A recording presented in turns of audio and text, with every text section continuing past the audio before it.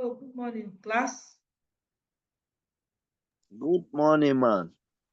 Good morning, ma. Good morning, Good ma. morning. How are we doing this morning? Excellent, ma. Thank you, ma. We are just 7 here. What's happening? Is this our number?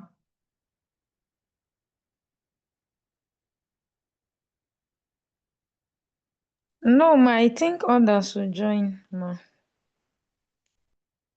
Eh? We are more than this, ma. I think others will join, ma. Thank you. Ah, Good morning, ma. good morning.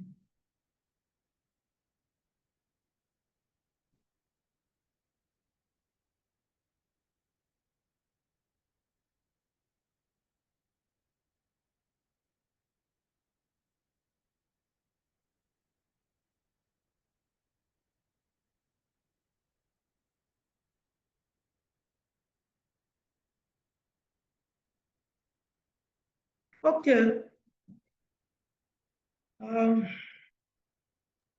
I think we can start.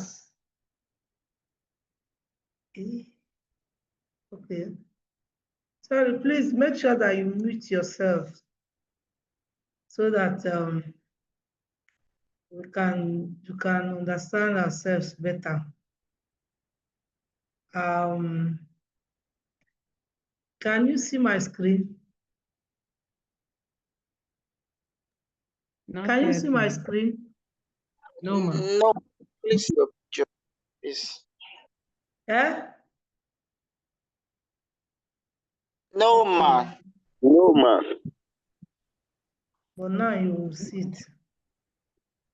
Yes, it's on now.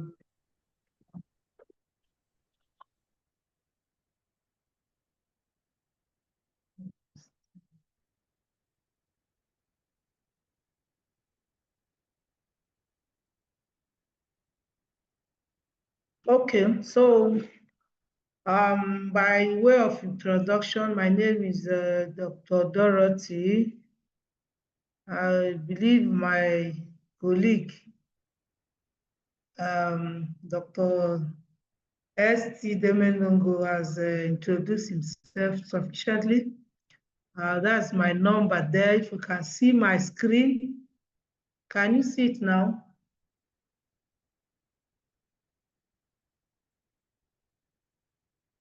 Can you see my screen? Yes, ma. Yes, ma, we can see it. You can see it. Okay. Yes, ma. It's like network, Eh? We can see your screen, ma. You can see, okay. So that's my name, that's my email address, in case you want to get back at me, maybe after the lecture. And that's my WhatsApp number there. So the course synopsis for this course SST 706. First topic is understanding social standards and their influence on community. Sorry, I would like this thing to go down. Yes. So understanding social standards and their influence on behavior. The second one is intersection of social norms and gender roles. 3, gender equality and social inclusion in development. 4, gender in development. 5, women in development. So this from 1 to 5 is where I hope to cover. And I'm sure that my colleague, Dr. Demonongo, has covered from 6 to 9.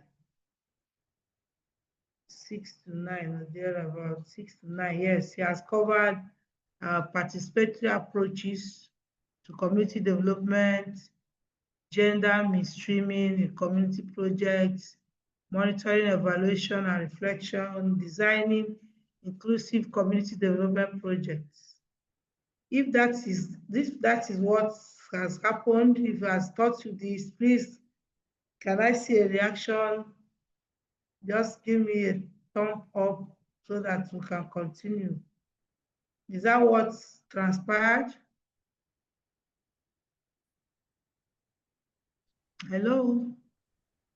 Hi, good morning, man. Yes. ma'am. I hope we are together. We are together. Okay. So, at the end of this lecture, our course, students should be able to define and explain key concepts related to social standards, gender, and community development. They will be able to analyze the impact of social norms and gender roles on community development. They'll be able to differentiate between GID, there's gender in development, and WID, women in development. 4, we will be able to identify challenges and opportunities for promoting gender equalities and social inclusion in development initiatives. 5, develop strategies to engage communities in participatory development processes, considering same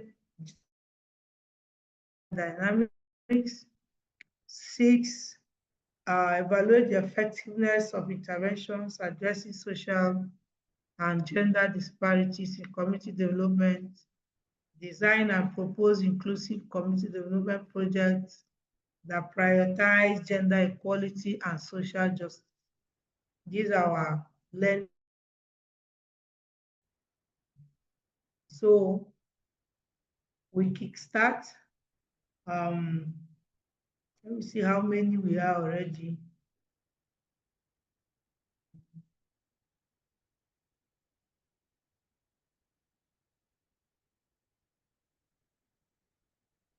We are 10 now. Okay, that's a good number. How many are we supposed to be in the class? 15.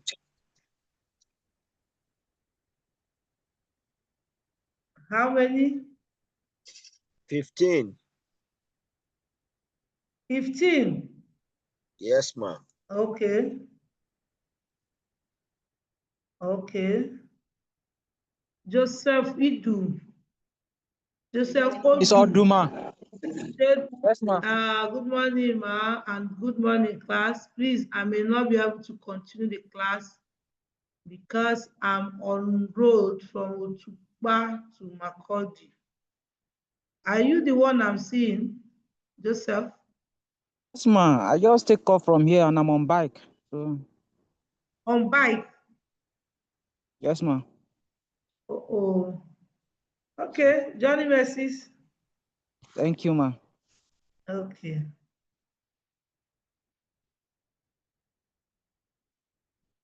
Okay, so let's go back to our, okay. So we kickstart understanding social standards and their influence on behavior.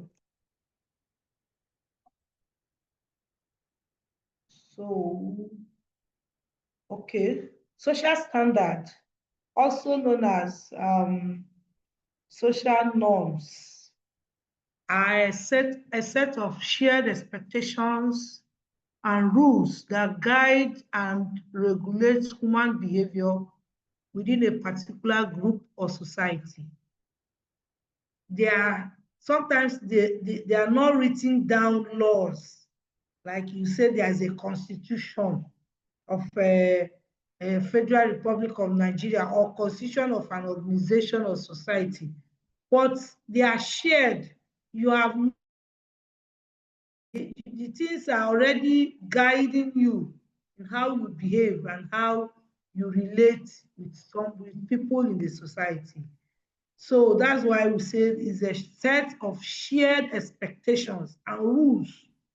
The rules may not have been written down, but there are rules that we know that guide and regulate human behavior within a particular group or society.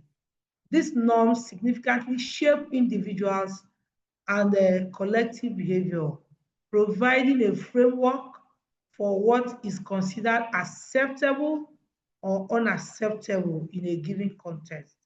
So, we will say that these norms that we're talking about, sometimes they vary from one culture to another. It's not the way this group of people used to greet may not be the same way that another group will greet. So it's like a rule guiding us, expectations, what is expected of you. Sometimes they are inborn. You just grow up to know them. Nobody taught you, but from what you saw, you begin to adapt to it. So that's what is all about social standard and social norms. So we go to types of social norms. We have descriptive norms. These norms describe what is commonly done in a specific situation. People often conform to these norms because they want to fit in or avoid social disapproval. Example, complimenting someone to make them feel better is an example of descriptive norms. They describe what is commonly done in a specific situation. Let's see injunctive norms. These norms outline what is considered morally or socially appropriate or acceptable behavior. People conform to these norms to gain approval or avoid social sanctions. Example, not whispering in a library. These are things that we know about. These are not things that are that I would say are very strange to us. We know what norms are, and then how sometimes we learn about them, how we grow with them, and then how we fit, because you must fit into the society. You will not be an island, you will not be a known ranger. So human beings, we are not, even trees, man, sometimes you see them, they are bending together, bending one corner, for them to show that they are together. So much so to human beings that you must show that, yes, you are you are a human being, and you must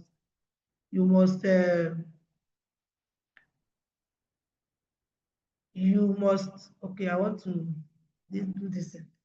You will socialize. So only if human being is a social being, and so you have to behave yourself in a way that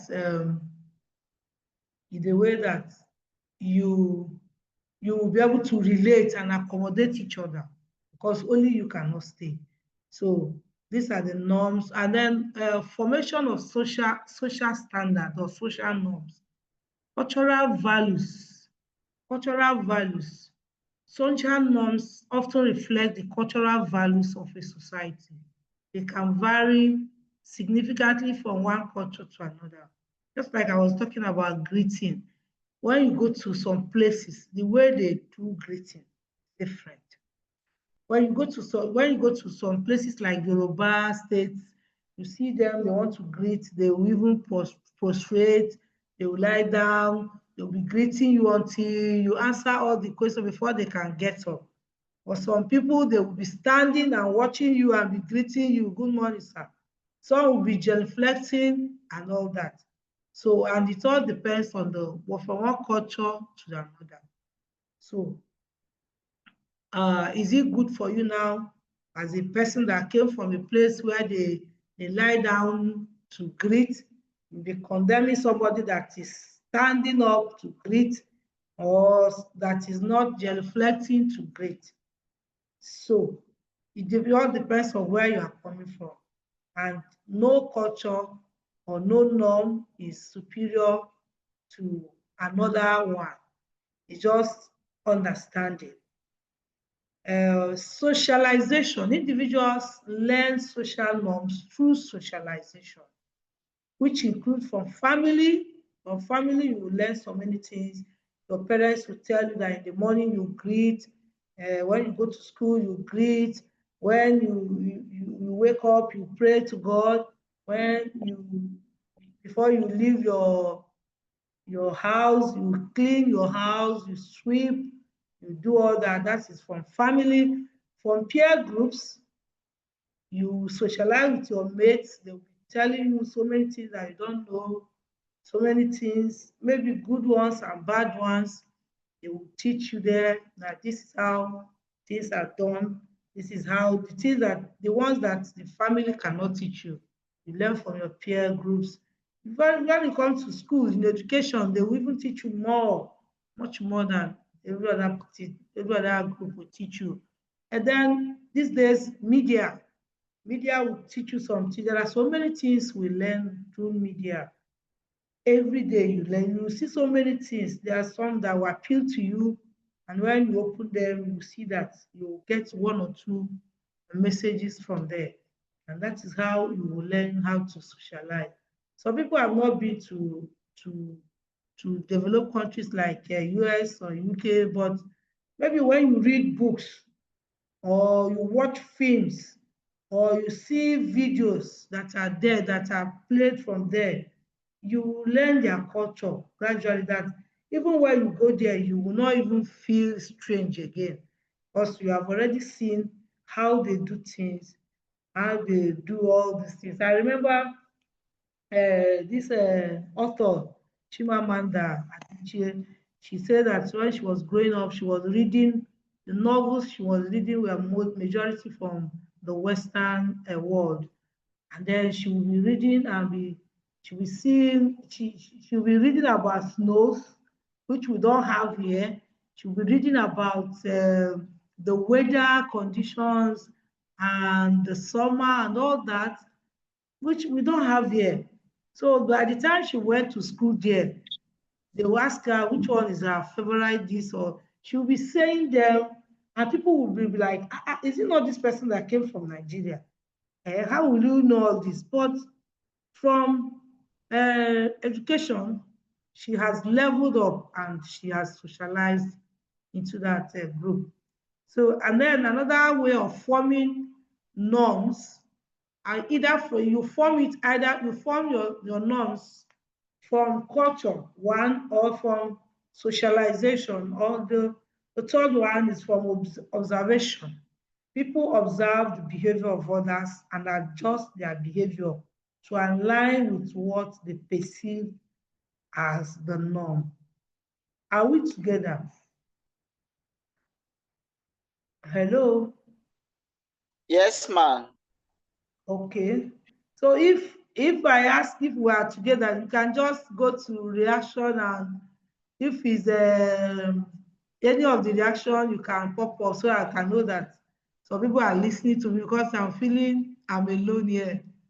Okay. Yes, So ma'am. that's the way to form some of the norms. I just dabbled into this, and they said the types of social norms, the folkways, the taboos, the molds, and the laws are the types of the norms we have in sociology. I don't know how helpful this may be, but these are the types. The folkways are customs that we follow but are not written down. We learn them from intuition as we grow. The taboos are some of us, if they ask you what is a taboo in your place, you'll be able to know that this one is a taboo. This one is something that nobody wants to hear about it. It's a taboo for you to kill a fellow human being. I think this one is general everywhere. There is no society that accepts that as a custom, that you should be killing You kill people that you did not create. So it's a taboo generally. It's a taboo in some places to take what doesn't belong to you. And I think this one too is general taboo. So like that. The molds are moral norms. If you break them, you will be seen as not just in poor state, taste, but immoral. They are often linked to social rules. They say don't commit adultery, don't honor your father and your mother and all that. So the religion help us to acquire these ones, even though if you don't do them, we religion will help us and make it strict on us that we should do that because we don't want to break them. Then laws, we know laws. These ones are written and legal. The government will come on you when you have carried arms on somebody or you carried arms to stand on the road to rob people. These are legal laws, these are norms. Then we go to influences of social standard on behavior. What are the influences of these norms on our behavior? Conformity. Many people conform to social norms to avoid social isolation, to gain acceptance or fit in with a group. This can lead to behaviors that may not align with their beliefs or values. You want to conform to the society. What you don't want to stand alone. What the majority are doing and is their norm. You don't want to be seen as the only person that is not following it. So you want to gain acceptance, you want to fit in a group, you have to conform to whatever they have believed in and go with them in their norms. Then compliance. Some individuals comply with social norms because they fear punishment or desire rewards associated with following those norms. Yes, there may be punishment if you deviate from the norms, and there may be rewards if you diligently follow uh, the the norms. Then we look at internalization. In some cases, people internalize social norms to the extent that they genuinely believe in and value them. This can lead to more consistent and long-term adherence. Here, I will tell you that I am not from this place. I'm not from Benue State, but since I've come here, there are some things. In fact, some people will see me, they will be greeting me, Ndeve, Opadeve, all this, because I don't know whether my pattern of life is now modeled like a TV woman, like a Benue woman. So when they see me, they don't see the difference because I've internalized everything. I've come to believe in what they have believed in. A thief person, or if I'm wrong, tell me that I'm wrong. Doga, if I'm wrong, tell me that I'm wrong. A thief person believes that eh, whatever I have in mind, I'll speak my mind. Is it not? Hello? Yes, Yes, man. That is tea exactly, for ma'am. you. Yes. They That is believe tea. that what I don't fear your face to tell you what I have in mind to tell you. I don't look at your face. I will tell you the way it is in my mind. Even if you want to die, die. Even if you want to kill me, kill. But I will tell you how it is. And I have grown to know that I have loved that aspect. Because what I don't like most in people is people that will laugh at you at your back, they will do a different thing, they turn around, they will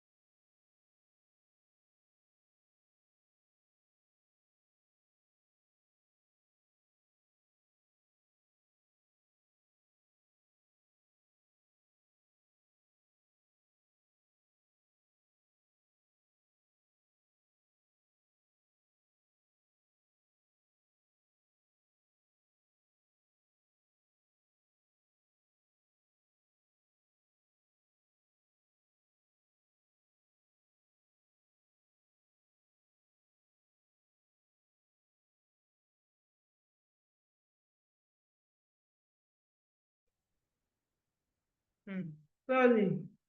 I'm so sorry for that. I don't know whether I'm still sharing. Can you see my screen? No, ma. Oh, okay. Okay.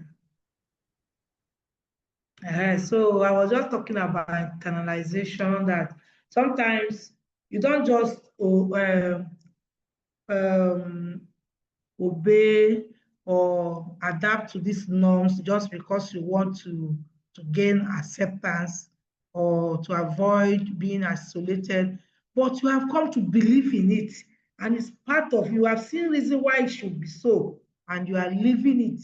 So that is internalization. Um, uh,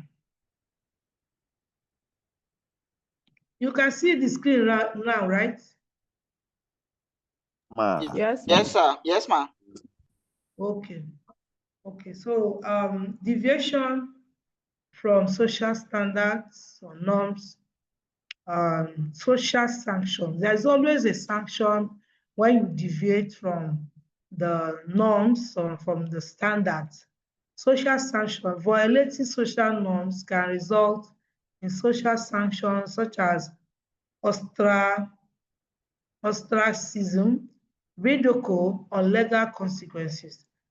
These sanctions discourage behavior that goes against established behavior. How do you frown at when people do the wrong thing that is expected of them?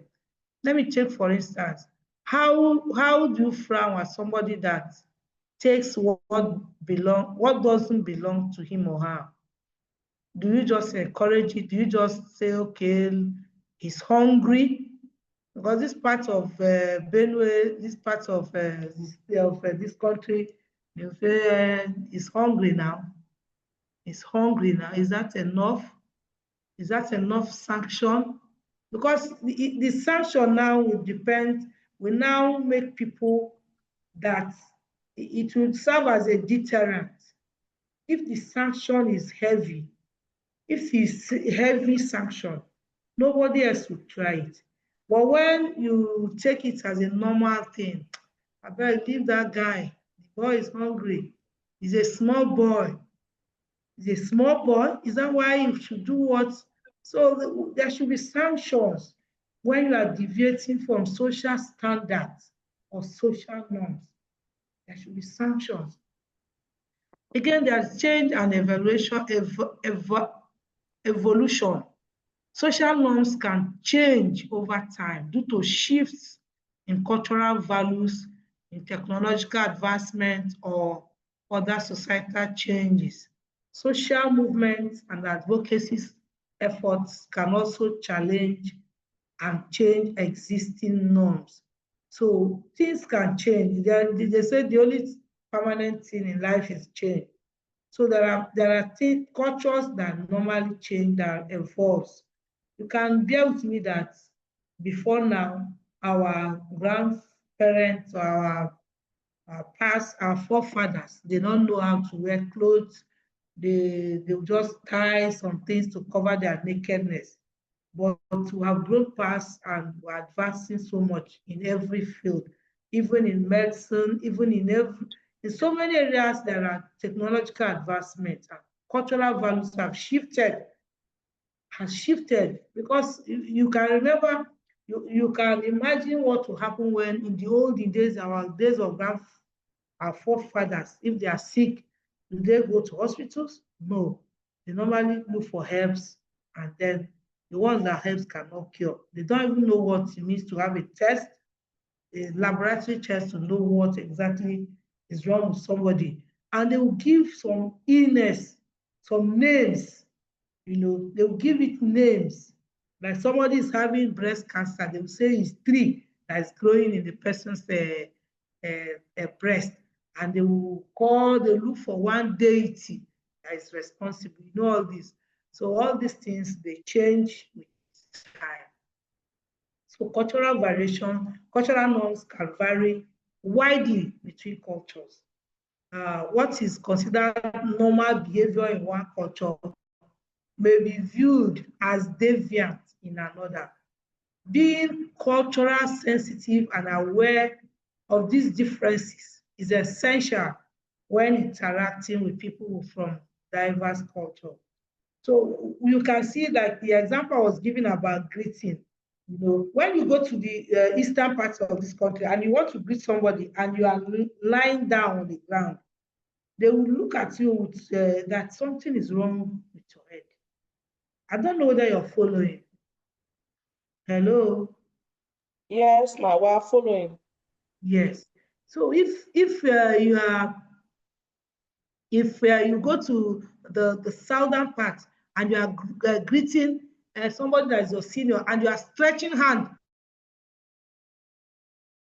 the person will, in fact, the person will not even bring out his hand in the first place, and he will keep watching you to know what kind of person are you, that you don't know how to greet. So these are the different cultures we have.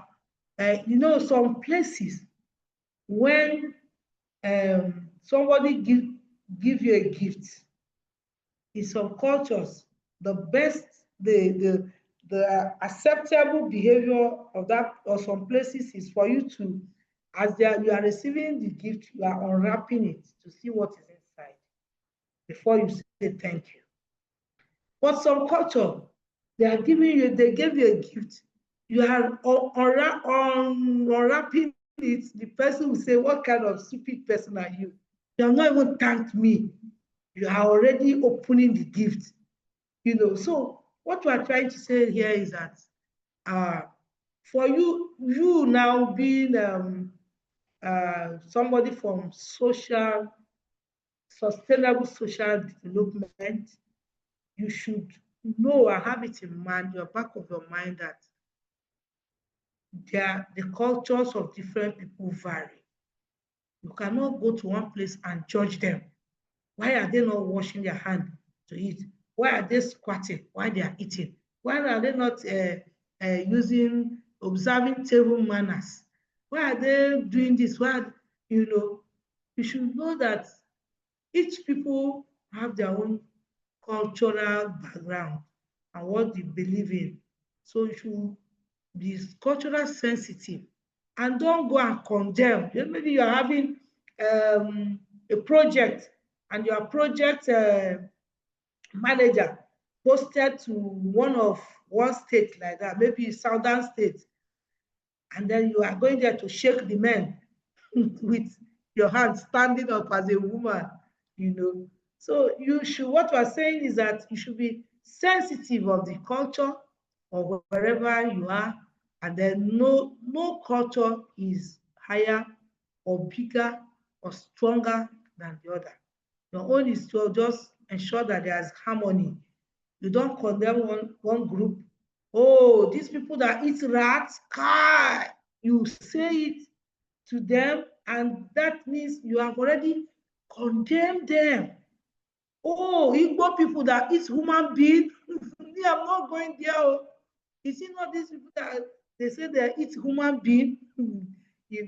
So these are just examples that you should have in mind, that the culture of this group may be different from this group. The way they do things here may be different from the way they do things here. Some places where you give a child an egg, they'll say, hey, you want to spoil this child. You want to make this child to always look for money to be buying sweet things. For some places, or now that we are knowing that children, they need egg to grow, they need egg in their meal for complete growth and development of their brain. So you should be able to balance culture of people so that there won't be any problem. Don't condemn people by their culture. Oh, is it what they eat? Hi, me, I can't eat this kind of soup. I can't even eat this kind of what kind of food is this? You don't look down on people, you don't condemn their culture. Are we following? Yes, man. Let us pause here. Okay, we have a place for break, so let me use that break and pause. Well, let's continue. Um, the role of social standard in social control. Social norms serve as a form of social control, helping to maintain order and stability within societies.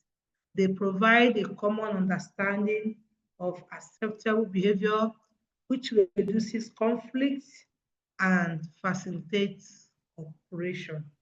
So let there be a common understanding of acceptable behavior, and it will reduce conflict and facilitate cooperation.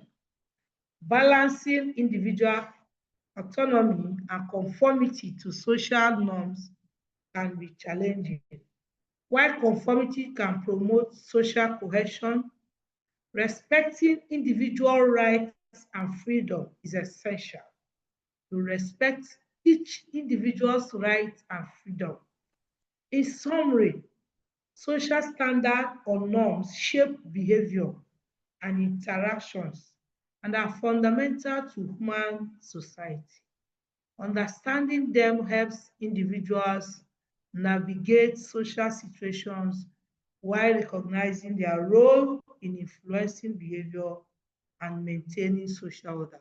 What we're saying is that such norms that are not good, maybe they are not societally friendly, you don't condemn it, but there will be a way that you will infuse some I say some your own ideas that okay, if you do it like this, it will, or you start doing it, other people around you will learn and they will start doing it very well. And you see the change will come. Sometimes people will change not because of the whole, it starts from maybe from a place and the change will come. So there is no need for you to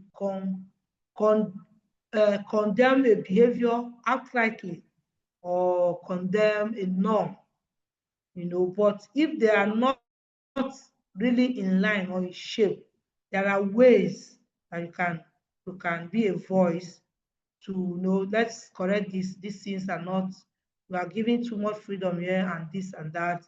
Then there will come a change, not by force, not by coercion, not by condemning, but by respecting individual rights and freedom wherever you go. Is that okay? Short break, but we are not breaking. The break I want us to do now is to, let me see the people I am teaching. Can I just see you? Just a second, tell me your name, and so that I know whether we are together or not. We have 11 people. So, one, Doga, Yes, ma'am. yes. If it's possible, you.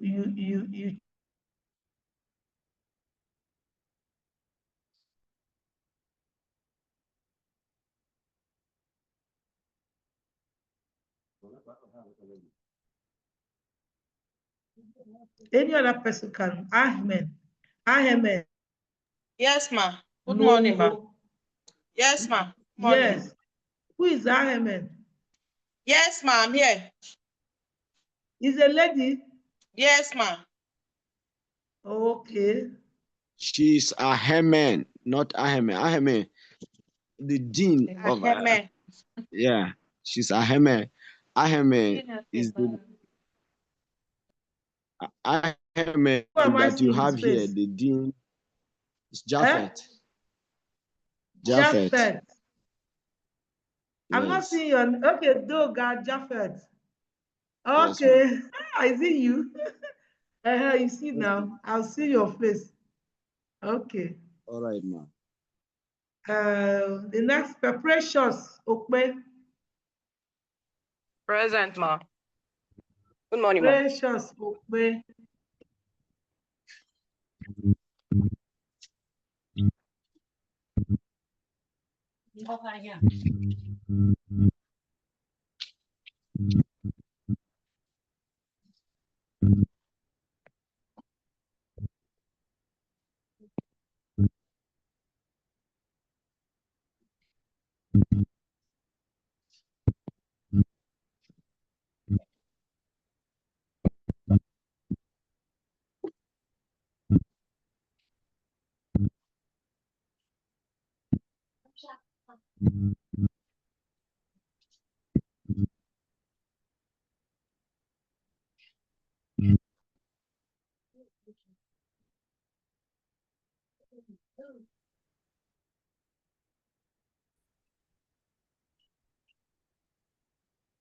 Chidimma Ulo Gwara. Yes, I'm present, ma. You are here. Yes, ma. Bashir Nawal. Present, ma. Good morning, ma. Who is that?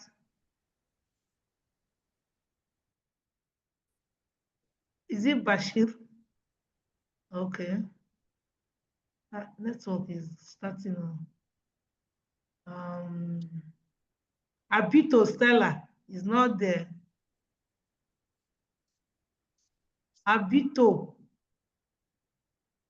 Stella. Yes, ma. Good morning, ma. I'm here. You have finally come. You're welcome. No, I'll be here, ma. I'll be here, ma. Okay. So who have I not called? I see. I know the Ma? collect. Who has Elizabeth? Yes, ma. Good morning, ma. Yes, Of ma. course. Okay, yes, I can see you. Where is the class rep? That is Elizabeth. The class Ma. governor, where are you? I'm here, ma. Who? That's Elizabeth. Oh, Yes, okay, okay. Okay. What of Dende Amos? Good morning, ma. I'm here, ma. Okay. Who again? That should be all right. Okay. Man connected, Grace. Who? Grace is connected. Grace. Grace who? Joseph. Many Grace Joseph. I'm connected, ma. Okay. Thank you. You know why I did this? We have heard that you guys will just on this thing and go and be doing another thing. So we're talking to ourselves. At the end, when they write, they give results or they give exam, you people will not be writing anything meaningful. So I wanted to be sure that everybody that I'm seeing the name is with us. Is that okay? Now Yes, that I know that there are people with me here, I'll continue. okay, ma. Yes.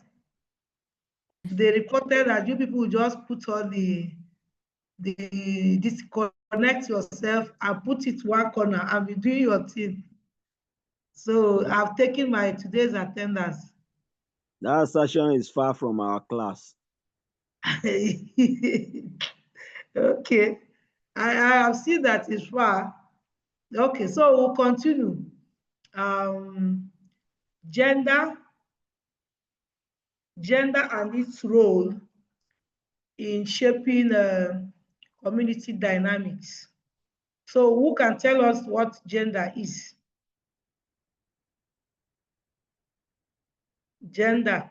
What is gender?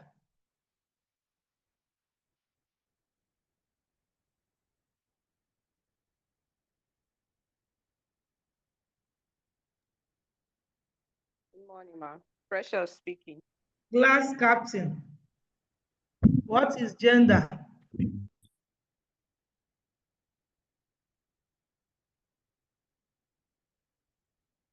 Okay, that means I should continue, ba? Hello, ma. Precious Okpe. Yes, ma. Good morning. Gender is a complex and multifaceted concept encompassing a range of social, cultural, and psychological attributes. Some people say gender is sex, male and female. It's more than that. It's a multifaceted concept. It significantly shapes community dynamics by influencing individual and collective behaviors, expectations, and power structures. To understand the role of gender in community dynamics, it's essential to consider several important concepts in gender. So gender identity. Gender identity refers to an individual's deeply held sense of their own gender, which may be male or female, or a combination of both, neither of them, or something else entirely. Gender identity can influence an individual's self-perceptions, how they relate to others, and their role within a community. And somebody will say, is gender identity not supposed to be male and female? These days, anything can happen. These days, you can see somebody that is a male and has turned to a female. So what do you call that? So, the person, not just that he has become a male or a female, but the perception of the person and how they relate to others and their role has actually changed. So the identity is more of which of the gender you belong, and your perception and how you relate within the community. So gender roles are societal expectations and norms associated with being a male or female or another gender. These roles dictate what is considered appropriate behavior, responsibilities, opportunities for individuals based on their gender. Gender roles may vary significantly across cultures and communities. Gender roles are the expectations. What are the societal expectations? What are people expecting of you because you are a woman? You hear mothers say, you are a woman who you have to sweep the house. You are a woman, you have to keep the house clean. You are to be married. I don't want your husband people, these are societal expectations. These are the things expected of you from a society because you are a woman. Then if you are a man, you hear your wife telling you, are you not a man? Are you not a man? See what your fellow men are doing. Is telling you your role, your expectation, what is expected of you. A man is supposed to cater for the family. A man is supposed to provide for the daily needs of the family, the basic needs, the food, the shelter, and some of these things. So these are the roles. When you say gender roles, you know that is what is expected of you. Because you are a female, these are what society expects you to do. Because you are a male, these are things that society expects you to do. And these gender roles vary from communities to cultures. It's not what is expected in here that may be expected in another place. Let me give you an instance.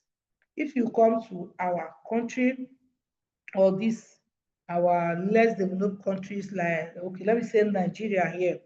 If a man is taking a woman out, if a man is taking a woman out, like Doga is taking Precious out, Doga is expected to pay the bills. No matter what the bill is, Doga is supposed to foot it as a man. That is our expectation, is it not?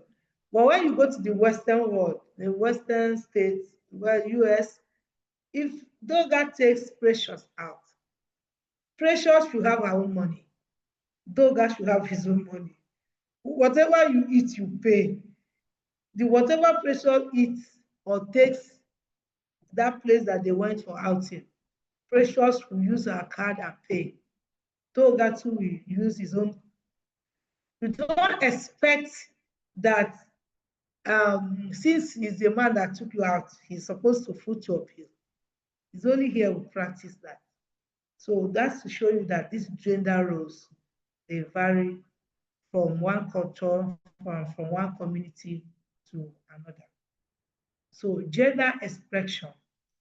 Gender expression relates to how individuals outwardly express their gender identity through clothing, mannerism, and other forms of self-presentation.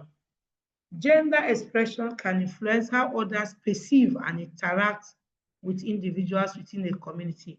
How do you express your being a woman? You know, some people are, some ladies or some women, through their clothing, they don't express that they are women. You see them, the way they walk, their mannerism will tell that if they are no longer women, because they wear jean trousers, they wear everything, they'll just be like a man. If for some other physical things that are not there, you will just assume that these people, I mean, they will carry low cuts, that's gender expression. Yes. Then sexual orientation, why distinct from gender identity?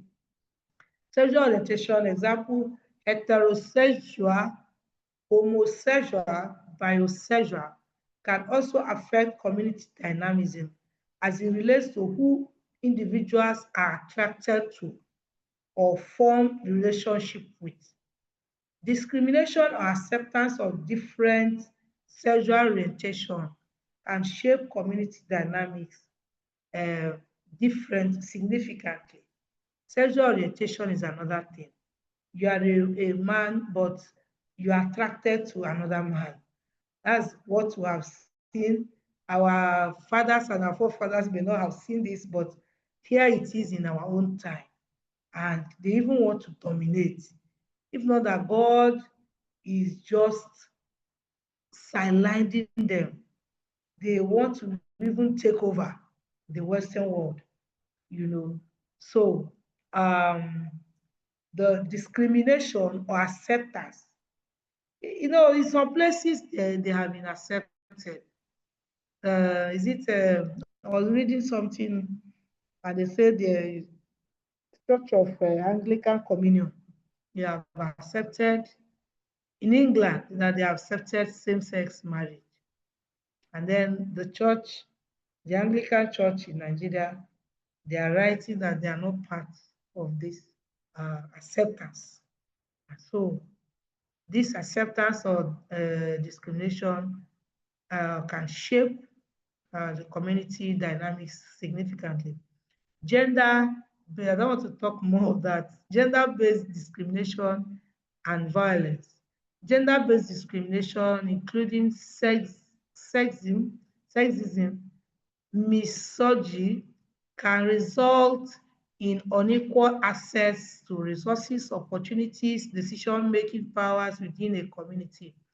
Gender-based violence, such as domestic violence or harassment or intimidation, can create fear and insecurity, impacting the overall well-being of these community members. So I've seen gender-based discrimination and all that, how it gives unequal access to opportunities. Our country, Nigeria, we said no, during Goodluck Jonathan, they said no to same-sex marriage. And so let me just leave it there. So was I numbering it before? Okay. Number 6, intersectionality. Gender intersects with other aspects of an individual identity, such as race, ethnicity, socioeconomic status, and disability. These intersections can compound the challenges or advantages an individual faces within a community. Okay, Gender and community leadership, the representation of different genders in leadership roles within a community can influence policies, priorities, and overall inclusivity of the community. Gender diversity in leadership can lead to more equitable decision-making process. This is where we are coming to. This is the crux of the matter, gender and community leadership. And we know that in our individual communities, our rural communities, women don't have a say, true or false. They don't have a say. We treat women as if they are nobody hears from them. In fact, if they are making decisions that will guide the society or the community, they don't even bring women inside. They say this one is not for women. I've been in places when I go home, I'll see them gather in our house, and it will all be men. It will all be men because my father is the head, the village head, and they all gather. And I'll be asking myself, where are the women? Because majority of those women, their husbands are not there; they are widows. But you not see them. They say this our meeting is not for women. Have you not heard of that?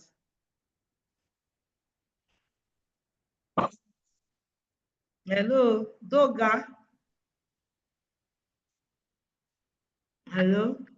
Yes, ma. Are we together? We are together. Yes. What you just mentioned They is say more. this meeting. This meeting is not for men, for women. Like women are not part of it at all. And this Yeah, is not. This is where we are preaching what our episode, that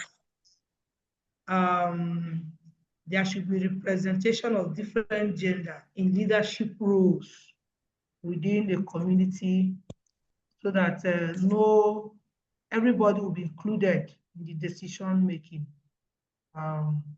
Gender diversity in leadership will lead to equitable decision making. And they don't know that when they bring women into such meetings, that the women will bring some dynamics inside it, and then because women think ahead. If there's anything I know of women, they think ahead. They have so many options. If you are doing something to a woman, she has option B, option A, option C. If this one doesn't work, let us use this one. I think if some of you that are married, you will know, and when your wife cancels you on some things, you just have to follow, because such cancel will always lead you to something good. Are we together? So the eighth point, changing gender norms. Community can evolve and change their gender norms over time. Movements advocating for gender equality and LGBTQ plus rights, for example, can challenge traditional gender roles and stereotypes and reshape community dynamics. So what we are saying is that all this lesbianism stuff that we have seen now, there are things that have come to stay. They were not there before. So it's as a result of change, and this change and this gender issue change over time. Gender norms, they change with time. So we don't know what will come up tomorrow, but what we are seeing here, lesbianism, whatever, same sex and all that, are already here with us. So number 9, community support service. Community can provide support networks for individuals exploring their gender identity or facing discrimination. These support services can play a crucial role in fostering acceptance and inclusion. Number 10, education and awareness. Education and awareness raising efforts within a community can contribute to more inclusive and equitable gender dynamics by challenging stereotypes promoting understanding and advocating for gender equality. As you are becoming aware, as you are becoming more socialized and more educated, you will tend to challenge some stereotypes. I don't know whether we know the meaning of stereotypes. Can someone tell us stereotypes? This can be an exam question. So tell me what you understand, what you know by stereotypes. Hello, man. Huh? Hello, man. Yes, I want to contribute. Yes, please contribute. Stereotype is a label given to. Hello? Hello? Yes, I can hear you. Yes, I can hear you.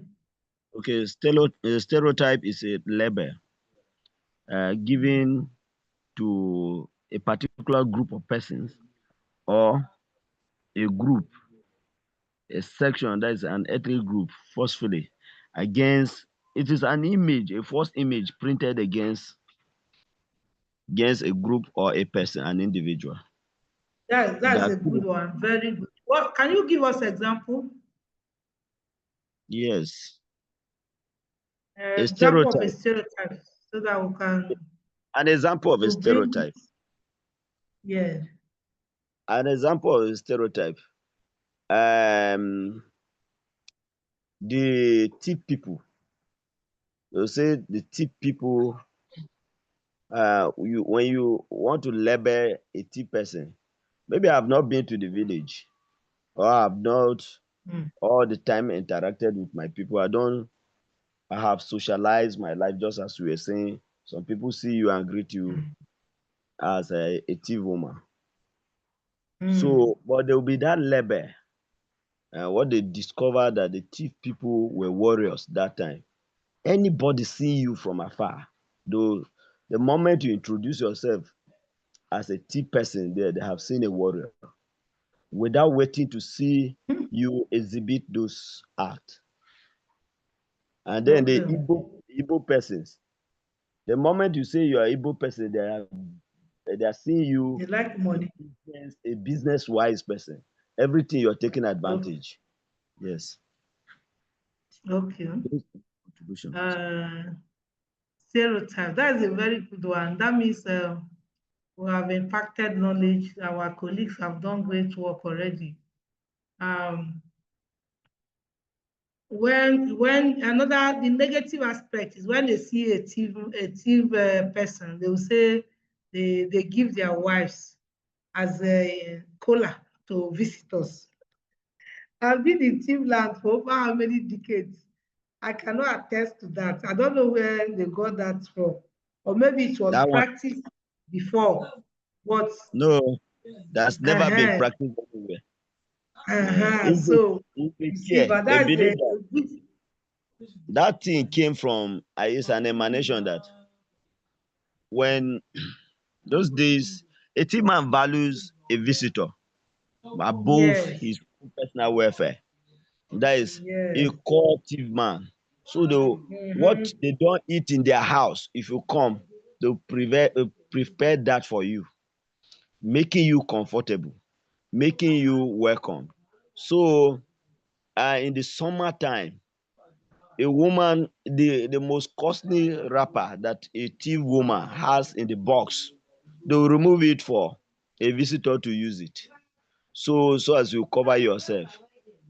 So if a visitor comes out, the assumption is that the same wrapper or the wrapper that the woman, that same wrapper your wife is tying, is the same wrapper that the visitor comes out with. It shows that maybe in the same room you stayed with the woman and then you exchange wrappers. That notion, I do tell people who are not familiar with thief that joke with a thief man's wife, you will die. Even if you're his son, don't dare his wife. If you have multiple wives that are of your age, don't come close. They can kill you. So those who are using that perception are here to learn a lesson. Yeah. So such are examples of stereotypes. When they just see and label something that may not even exist, or some may exist, or some may not even exist. You just label that this is how this person is, and then um, that is a typical example of a stereotype. So education can help us to challenge some of these stereotypes. That is what the point we have made here. Gender is a fundamental aspect of identity and social organization that profoundly influences community dynamics. It shapes individual experiences, relationships, and opportunities within a community and can have a significant impact on social, economic, and political structure. Promoting gender equality and fostering inclusive communities often requires addressing and challenging gender-related biases and stereotypes while advocating for the rights and well-being of all individuals, regardless of their gender identity or expression. So what we're saying is that we're still stressing on gender equality, especially in the communities, especially where we come from. I don't know how we do promote that, but that is what we're asked to do as agents of change, promote gender equality. Let everybody, if there's any family discussion or community discussion, don't exclude women. Women are very intelligent. Don't exclude them. When you are giving roles, political roles, offices, try one woman and see how efficient the person will be. We have seen it, and recently I saw something on this is a digression, but it's good for us to see it, to hear it. One country in East Africa, is it Namibia? I don't know the country again. Who watched it that in fact, they have surpassed the gender equality that we're talking about. The woman is a president. Eh? It's Namibia. We made the example of it yesterday. Namibia. Yes. A woman is the president. A woman is the vice president. A woman is the Secretary to the Senate government of the secretary Senate. to the government of the federation. In fact, if you go to their cabinet, you will just select men.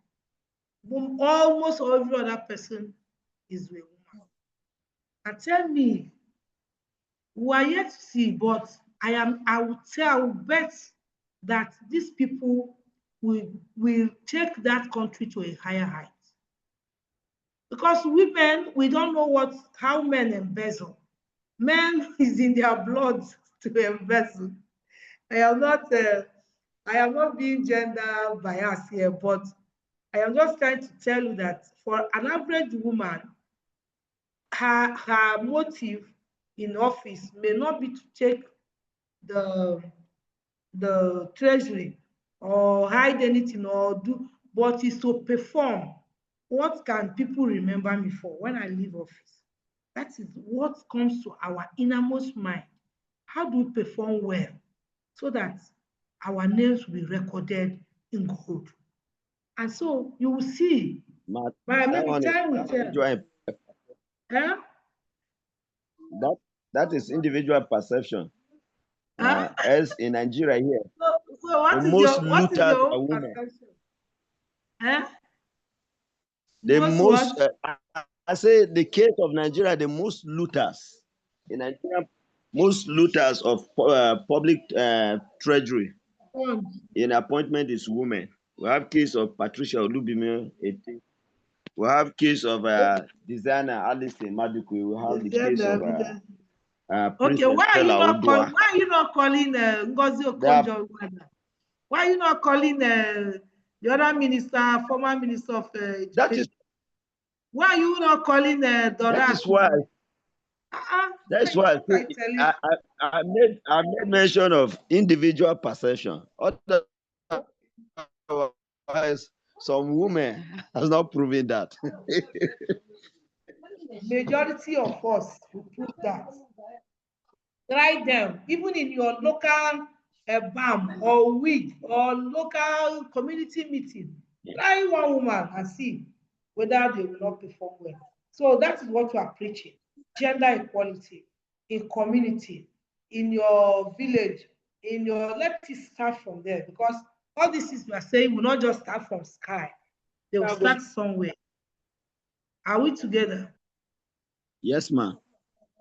Okay. Anybody has a contrary view? Because I've given you instances of women that have made us proud. You are just going to few of them that maybe it's because of the corrupt people around them that corrupted them. If not, they made us proud. So, Good morning, ma. good The morning. truth is, much as there are ladies that are known for those corrupt practices, the truth remains in Nigeria, the most looters are men. That one they stamped. So there's no need for argument. I beg you, don't open debate here. Okay. No, sorry. All right. Let's proceed. Overview of community development principles and approaches. We're looking at how we can develop a community. What principles and what approaches will you use? Community development is a process that aims to empower and improve the well-being of communities by involving community members in identifying and addressing their own needs and aspirations. It is a multidisciplinary field that draws on various principles and approaches to create sustainable positive change within communities. Here is an overview of some key principles and approaches in community development. I have found out that you people don't do well when it comes to exam. When somebody is lecturing, people will say, yes, go ahead, yes, go ahead, we are following. When it comes to little thing that will prove that you have been following, I don't see it. So in my own pattern now will change. I'll change my pattern of lecturing. It's not just to be doing and be lecturing and be going. I will do that, but when you reach a place where I will make a strong this thing, where I will draw your attention to, in case you will miss the time they will say we should come for revision. If you have been in a class, you will not lose so much. So these are some of the, if I reach an area, any area that I reach and I stress, you know that that place is very important. I will not go back to where I started before, but going forward, this place is this key principles and approaches is a very vital place that you need to read for exam. Because you need to know the principles that will develop, or the approaches that can develop a community. So one is empowerment. Central to community development is the idea of empowerment. It entails providing people and community with the tools, information, resources required to take charge of their development processes.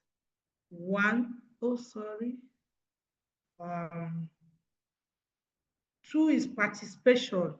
Community members must actively engage in the process of development. It entails incorporating marginalized or underrepresented groups and all other stakeholders in the decision-making and planning process. We cannot overemphasize this, that in any community development project, all members should be included. they should not exclude some people. Let me just give you this instance. Maybe it will help to bring down my explanation on this participation. In my place, there is one family like that. They are well-to-do. Majority of them staying abroad. In fact, their grandfather was the first person to go to school in my place. So what they do is that from time to time they try to bring something down home, even though all of them, majority of them have nationalized in US. But at one point in time, they will bring something home to give to where they are coming from. So they came one day and said they want to build school, and not only school, they will build school.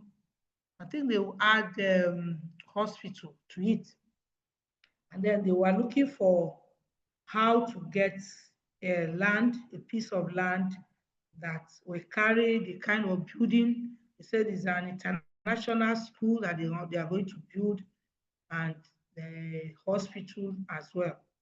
So they now came to our community because they are from our community, and they came and said they are requesting for land.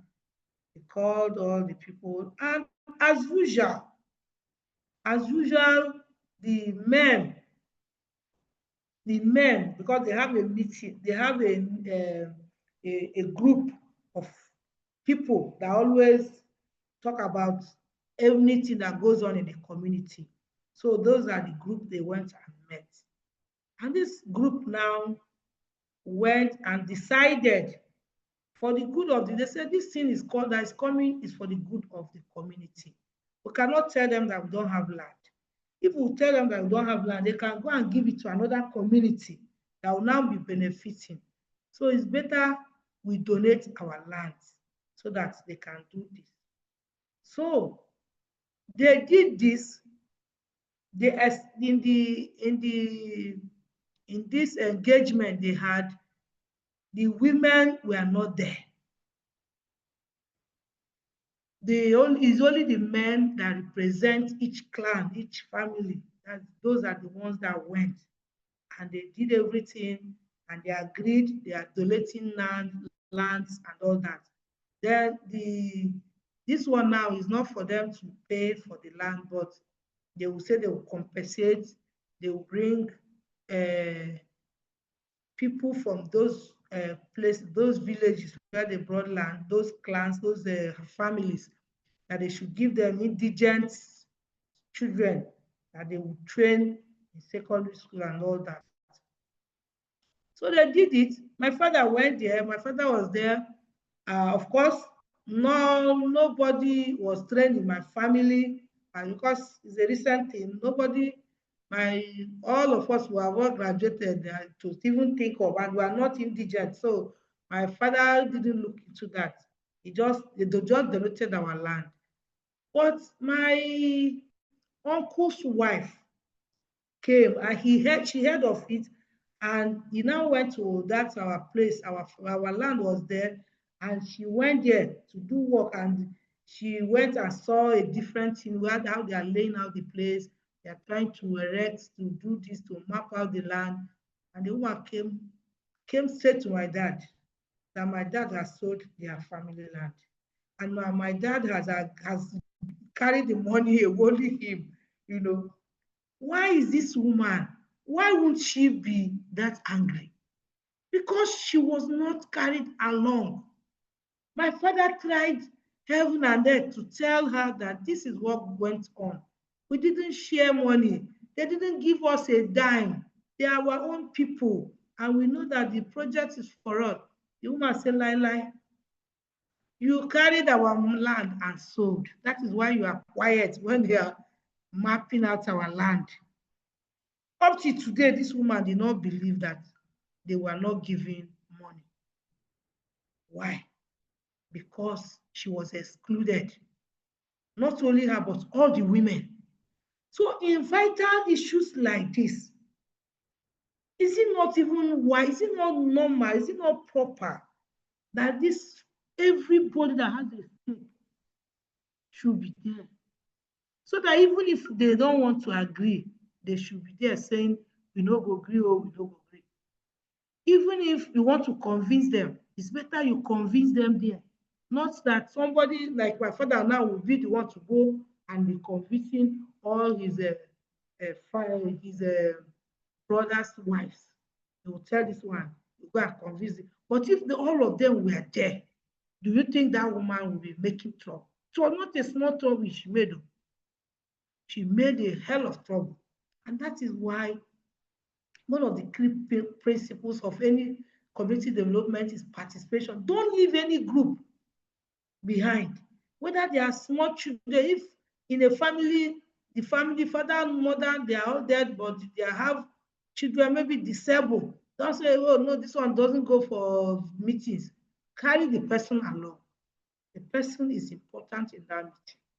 That is how, even up till now, the woman is still has still not believed that they have not collected money and they have sold house and sold our land. So to avoid that, there should be participation of all stakeholders. That is what social standard is preaching. So asset-based approach, instead of concentrating exclusively on resolving deficiencies or issues, the asset-based approach identifies and builds up the strengths and advantages that already exist within a community. Asset-based approach. There are some assets that are already there that you are basing on. Then you to now build whatever you want to build. Need assessment. Thorough need assessments enable targeted interventions and resource allocation by identifying a community-specific problems and difficulties. If there was a need assessment, that woman should have known that our community at that time needed school and they needed hospital. And then anybody that comes and say, I'm bringing school and I'm bringing hospital, there won't be any restriction, any objection again. Then sustainability, by considering the long-term effects of interventions and ensuring that the community can sustain them, sustainable community development seek to bring about long-lasting beneficial change. How sustainable is it? Because some of these things, some people will tell you that they want to build, or they'll just collect your land and then they will not even do anything. They will not even do, they will just maybe raise a structure. For ages, they are not doing anything. Your land, they will be farming it. And then they'll tell you that they are still planning. There should be a sustainable plan that this thing is going to be a sustainable thing. Okay? Then are we together? Hello? Yes, ma'am. We are together. So another strategy, another approach or principle is holistic strategy. Holistic approach to community development recognizes the interconnectedness of all facets of community life. It talks about the cultural, the social, the environmental, the economic aspect. You don't take one aspect. You have to look at the cultural, the social, the environment. What environment impact is it going to have? The cultural impact, the economic aspect. It has to be taken into consideration. Social equity and inclusion, ensuring everyone in the community has equal access to resources and opportunities, regardless of origin or identity, is essential for proper social inclusion and equity. Ensuring that everybody has equal access to any resources or any opportunities that you have. Then collaborative partnership with corporations, non-profits, government organizations, and other groups can help community development initiative by leveraging more resources and knowledge. Yes, you can partner with some other already existing bodies so that you can leverage on what they have and then build your own. Then capacity development, enhancing people's talent, knowledge, and skill, help them meet their requirements more effectively and independently. This process is known as capacity building. Yes, you build the capacity of the people. Bottom-up method. Community development frequently begins at the local level, with residents driving the process and establishing the agenda for change. Yes, before it was uh, top bottom, where you decide and come and tell them. But now it's supposed to be bottom up. Let every idea come from them. We know that you are executing the project, you have more ideas, but let it come from them, and then so that they'll be able to support it. But when you come and give them already made something, they will not even value it because the idea is not from them. Cultural sensitivity is crucial for successful community development, to help comprehend and respect the area's cultural beliefs, their customs, and their practices. Yes, you have to respect their culture. You have to be sensitive to their culture. Maybe there are people that still believe and worship idols. You don't go to condemn it, and some of the practices that they do, you do not condemn them outrightly. Flexibility and adaptability. As community develop through time, community development strategies should be flexible enough to adjust to shifting conditions and demands. We should not make a rigid plan. Now, oh, this is our plan, we have written them, that is how they stamped it from UN, from World Bank. No, there should be gap for addition or subtraction as the case demands. Evaluation and learning, continual evaluation and learning from successes and failures help community development program become more effective. So you evaluate and you learn from what you have done. You have done this before. This is what you have learned. The lessons you have learned to help you in another program, so that you will not go and repeat the mistake you have made before. Advocacy and social change, promoting policy changes and or tracking more generally systemic problems that impact the community's well-being are frequent components of community development. So advocacy and social change is part of the principles. Conflict resolution. Addressing issues within the community is essential to preserving harmony and ensuring that internal disputes do not thwart development efforts. So there should be a way of resolving any conflict, so that it will not bring distraction to you. I hope at this point, is there any question or any contribution? I am just rushing like this because I know that I have a lot to cover, as I have only today, and they say tomorrow morning is 6 to 8, so that I'll be able to cover my part. Is that okay? But is there any question so far?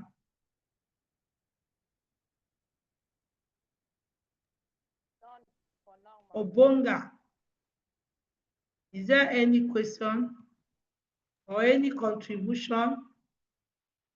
My network has been frustrating. I was locked out multiple times. I just rejoined, ma. Ooh, sorry. Okay, but there is a way they can share the recorded this thing and recorded version. Yes, ma. Okay. So do we continue? Yes, ma, you can go on. Okay. So I'll go to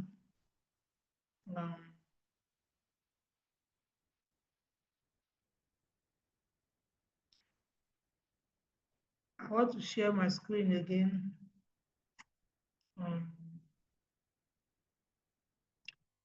Yes, I hope you can see my screen. Yes, ma'am. Yes, ma, we can Okay. see you. Okay. Let me make it bold.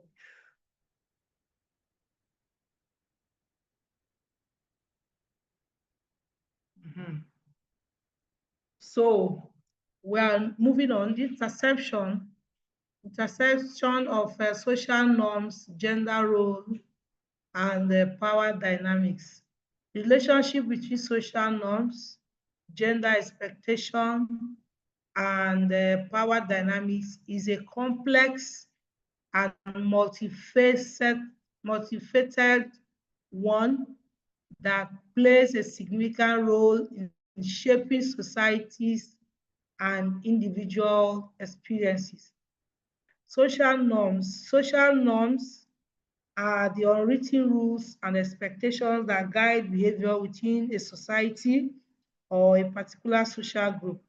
They encompass various behavior from etiquette and manners to more fundamental expectations about roles and responsibilities.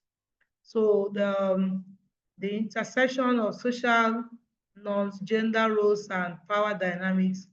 One is gender expectation. Gender expectation are societal beliefs and norms about how individuals of different gender should behave or express themselves and fulfill social roles. I think we have talked about this before. These expectations often vary across culture and period times. Traditional gender expectation may include the idea that men should be assertive, competitive, and providers, while women should be nurturing, emphatic, and caregivers. That is the expectation, the gender expectation for male and female. Power dynamics. Power dynamics refers to the distribution and exercise of power within a society or a group. Power can take many forms, including political, economic, social, and interpersonal. Gender and power dynamics are closely intertwined.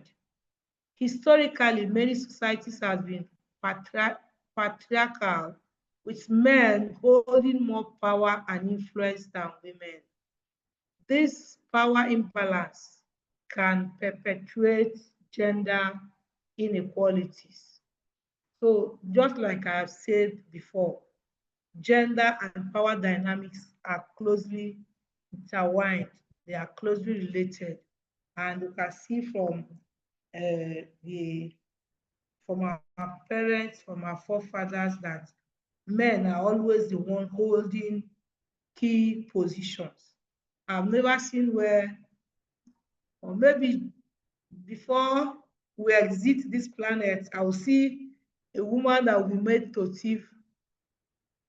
Will they call her to thief or to quasi thief?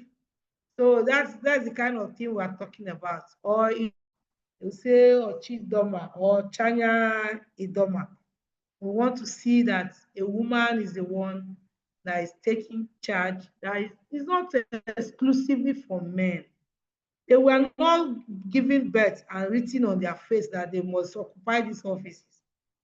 These are offices that can be occupied by both men and women.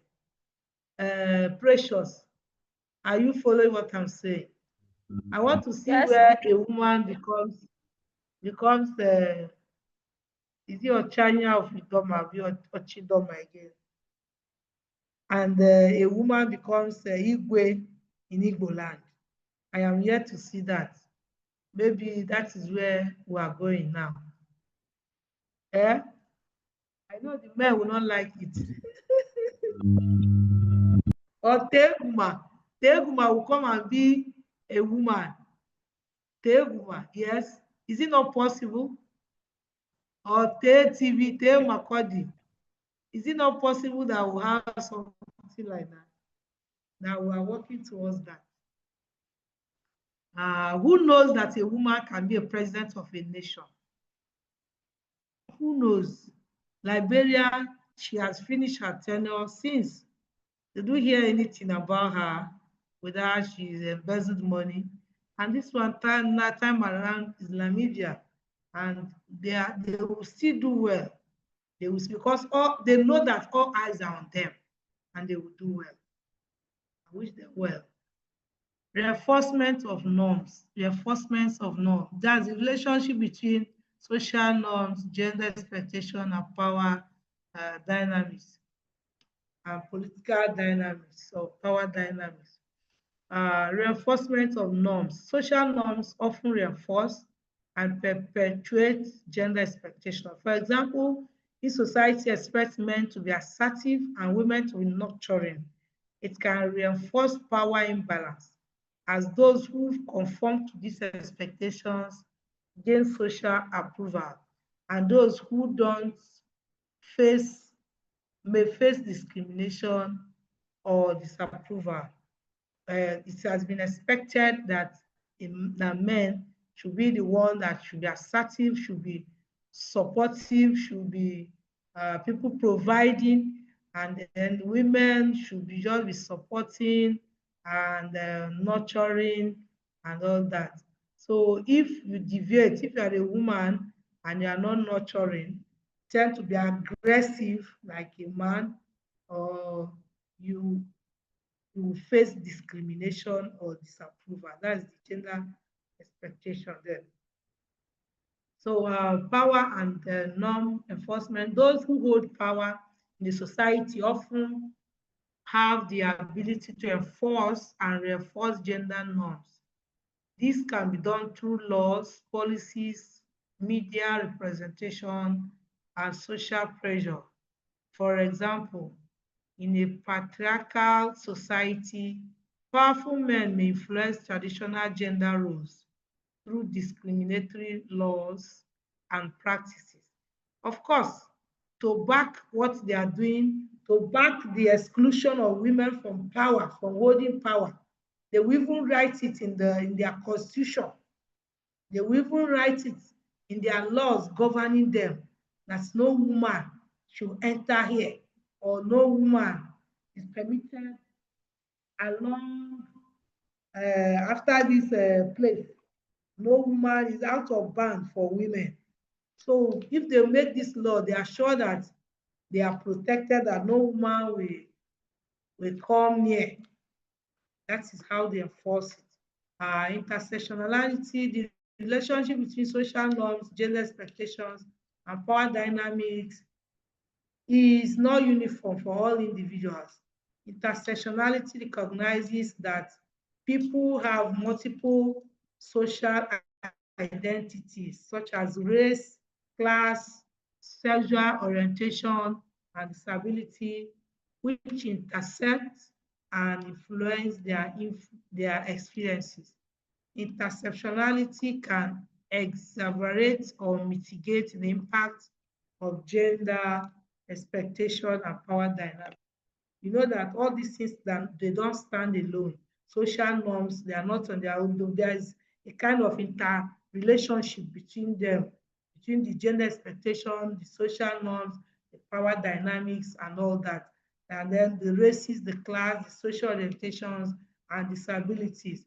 So in case you see a man that is disabled or a woman that is disabled, is there any law that forbids her from taking a role? Maybe a woman with a hunchback cannot take a particular role, or cannot take a particular power in a society.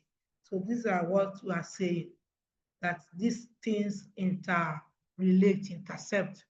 Social change. Over time, social norms, gender expectations, and power dynamics can evolve. Social movement, advocacy, and changes in cultural attitudes and challenges can challenge traditional norms and power structure.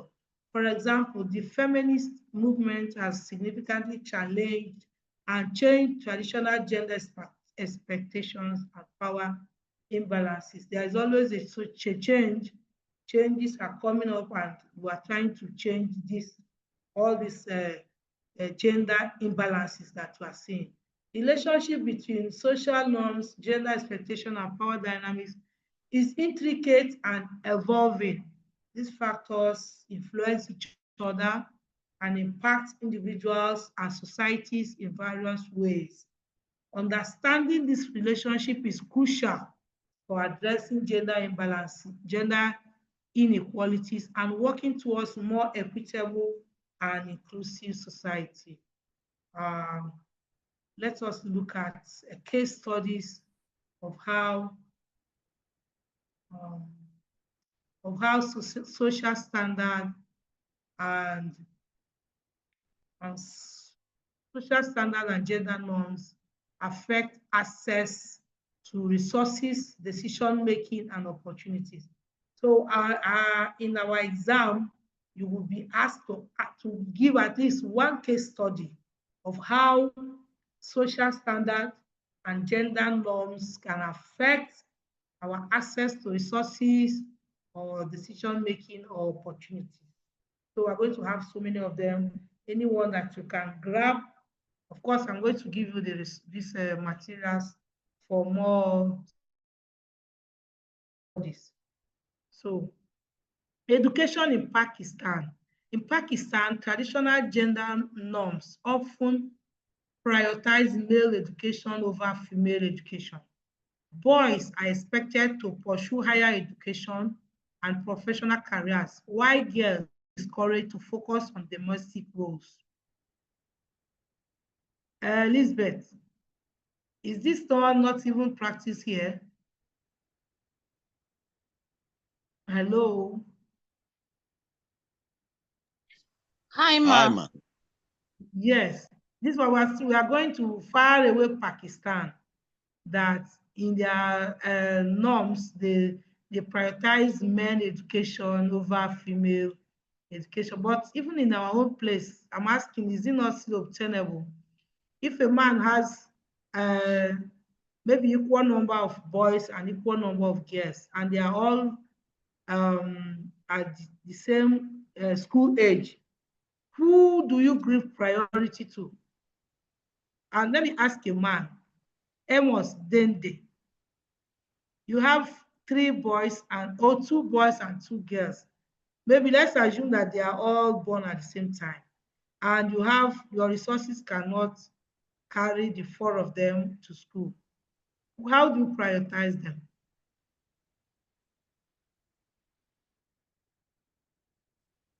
Dende Amos.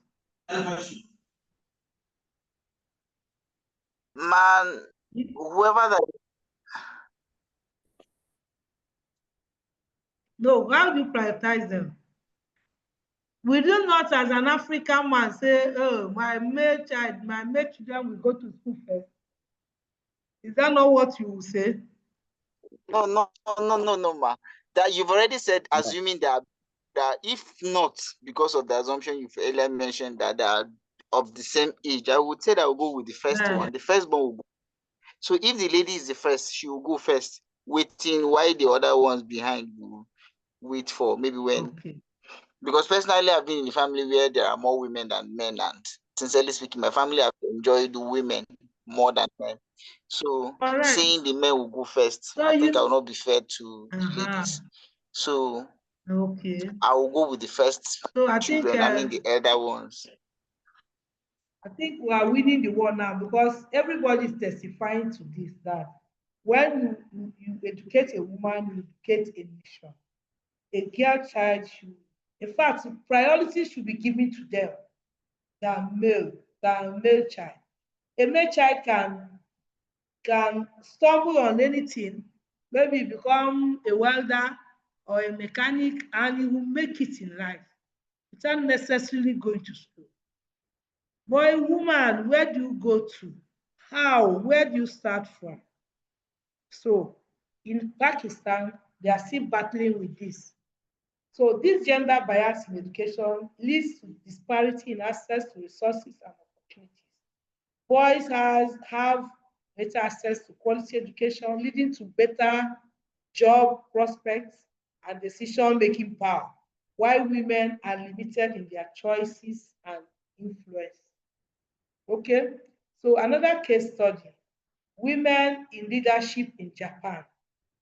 Japan has a deeply ingrained culture of gender norms emphasizing women's roles as caregivers and men as breadwinners.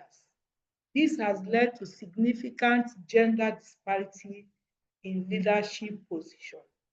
Women are underrepresented in corporate boardrooms and political offices. They face barriers in accessing decision-making roles and are often excluded from crucial discussions, which affects resource allocation and policy decisions. These are in Japan, but we are even seeing some elements of this in our own place.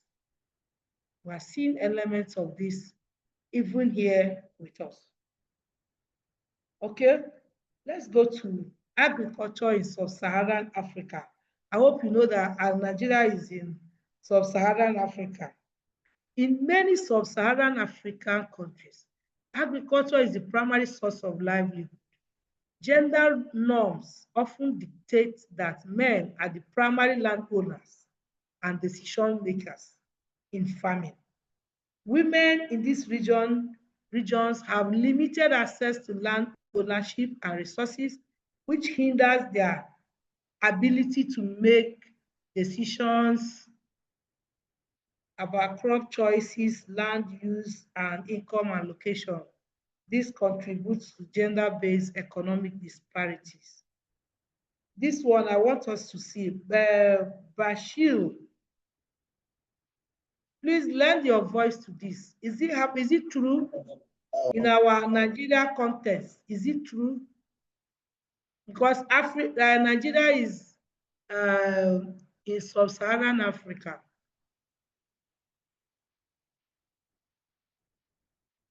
Hello, Bashir. Hello, yes, ma'am. Yes, I said Nigeria is in sub-Saharan Africa, and I'm asking, this case that you have made here, is it applicable to Nigeria? Ma, I do not hear you well. Yes. Can you see my screen? Yes, I can see your screen. You can see the case study of agriculture in sub-Saharan Africa. No, my question is this thing obtainable in Nigeria?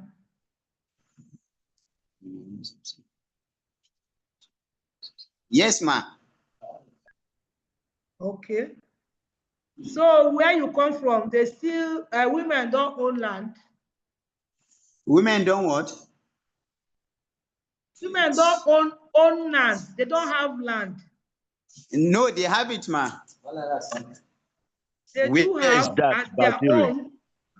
Yes, ma'am, they have it. As their own. Yes, ma'am, they have it. No. Let's understand something here, ma. Bashiru. Hello, Bashiru. Mr. Javed, I'm hearing you. Yeah. What we are saying here is those lands that are hereditary. It's not this land that a woman possess wealth you will buy. But there are women that buy land now. No. What we are saying here is land, hereditary land. That is family land that are meant to be shared. The shares, do they go to women? Do they possess those land for family? Yes. Okay now. Yeah. Thank you. So where is the place? Where are you coming from? Where is your place? Bauchi State, ma. So women own land. Like I am a woman now, so my father will give me my own plot of land. Yes, ma. Yes, ma. Or is it from my husband's place that I'll have land? No, from your dad, he can give you. Okay. So it's okay. Maybe this preaching is getting to the grassroots, and we're happy to hear that. Because in my place, when they want to talk about land, women don't even go there. When they are having a land issue or land conflict, They don't call women. It's only men affairs. A woman can just be farming the one that the husband left for him or her, you know. And then maybe the brothers, the brother to the husband may claim the whole land, or give her, because she's a widow, just have pity on her and give her the one she'll be farming, take care of the children. But this is a typical sub-Saharan Africa, where women don't own land, where women cannot use their land for collateral. Like, I want to go and get loan in a bank, and I'll be asked to bring money, to bring my land or my assets. I cannot give because I don't owe it. But maybe this gospel is getting to the grassroots in Bauchi. Okay, so another case study is female labor force participation in Saudi Arabia. Saudi Arabia has seen a shift in gender norms and expectations in recent years, with efforts to increase women's participation in the workforce. However, traditional gender norms and societal expectations still limit women's access to certain professions and decision-making roles. Women may face barriers in accessing resources and opportunities in male-dominated industry. So in Saudi, of course, they are shifting. There is a shift now, but traditionally, there are professions that women cannot go into. There are professions that are reserved for men. Let me just use my intuitive example, like engineering. When you know that it's all field work and all that, they may not allow you to go to become an engineer, where you need to climb, where you need to do so many things, or becoming a soldier man, a military man, you know, and all that. But we're seeing that there is improvement, there is a shift in women participation in the workforce. That even for now, in our own country now, I saw a woman that was driving truck, a woman that is a mechanic, a woman that is a welder. You know, before, all these things were not there because the expectation of the society is that a woman should be gentle, stay at home, bath the babies, take care of babies, take care of your husband and all that. But it's shifting gradually. So in Saudi, you know, Saudi is like a Muslim country, right? Hello? Saudi is Yes. like a Muslim country. So Bashiri can tell us more. In Bauchi, are women permitted to go into all the professions of men, like police force, like military, like engineering, climbing of poles, and all that? Are they permitted?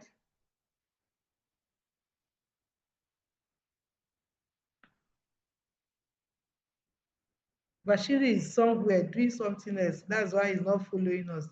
We pardon you.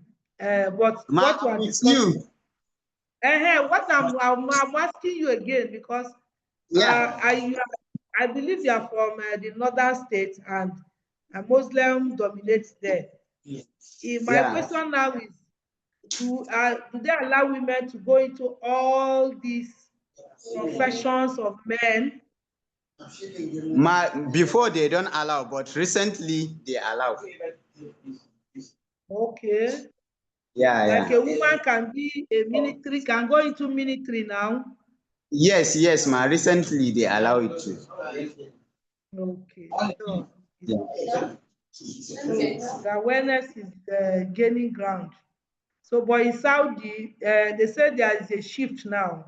They are increasing in women participation. But before, it was not done. It will be seen as a taboo. So another case study is indigenous women rights in Latin America. In some indigenous communities in Latin America, gender norms and cultural traditions can restrict women's access to decision-making process and resources.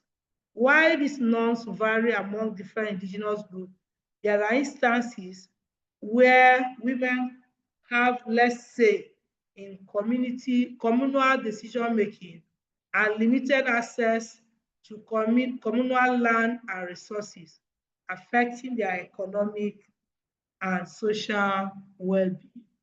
So this is in Latin America. Then we conclude at this point. When are we supposed to go on break?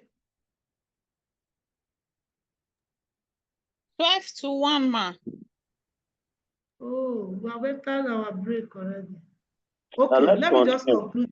at 1. We'll Okay. stop at 1 and then lecture ends for today.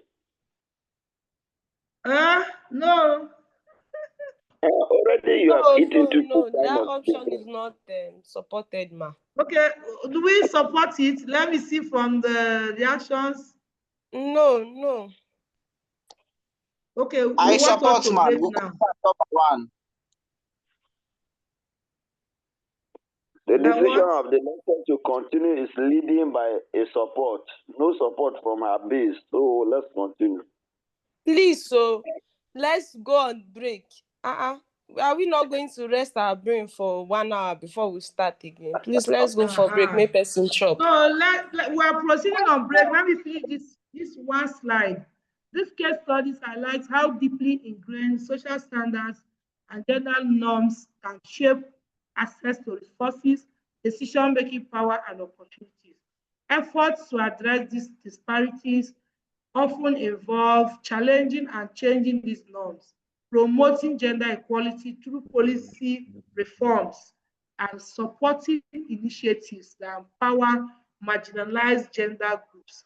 It's essential to recognize that the impact of gender norms can vary widely based on cultural, social, economic context, and interventions should be tailored accordingly. There was a place I was yesterday, and they were saying that we're talking of gender equality, that our own gender, female gender, has taken over, and the gender is no longer equal again, that the men are less. So it's like that. So what we're saying is that their efforts should be made to address this gender imbalance, even in our norms, even through reforms and through initiatives, so that we can empower the gender that is marginalized. There are cases now when we preach this gender too much, because some people, once they hear gender, they will think it's women.